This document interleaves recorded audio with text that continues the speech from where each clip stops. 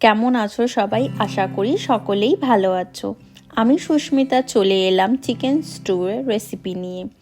Chicken stew বানানোর জন্য নিয়েছি আমি 500 গ্রাম চিকেন, নিয়েছি কাঁচা পেঁপে, গাজর, আলু, বিনস আর কড়াইশুঁটি।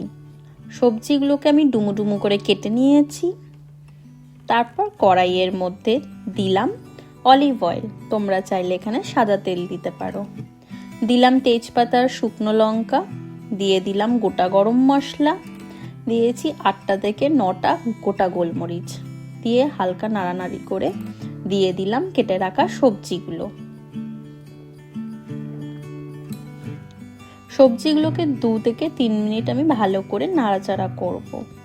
দিলাম স্বাদ মতো নুন, দিয়ে ভালো করে মিশিয়ে নেব। তারপর চিকেনগুলোকে দিয়ে দিলাম।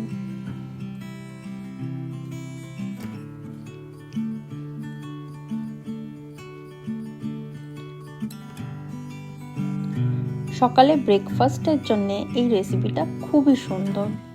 দিলাম এখানে বাটার, তোমরা চাইলে স্কিপ করতে পারো।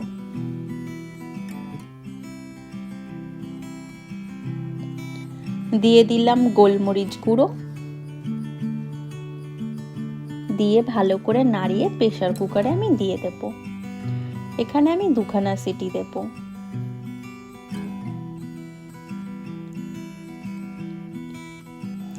প্রেসার কুকারটা বসিয়ে চলো দেখে আসি টিন কি করছে। টিন এখানে ফুল গাছে জল দিচ্ছে। বাহ, বেশ মজায় আছে। প্রেসার কুকারে সিটি দেওয়া হয়ে গেল। এখানে আমি ডিম অ্যাড করিনি, দিয়েছি টক দই, ভালো করে ফেটিয়ে চিকেন স্টুয়ের মধ্যে মিশিয়ে দেব। চিকেন স্টুয়ের এতে টেস্টটাও ভালো আসবে আর কালারটাও ভালো আসবে। তোমরা বাড়িতে এইভাবে বানিয়ে আমাকে জানিও কেমন হয়েছে, আমার ভালো লাগবে। তৈরি চিকেন স্টু।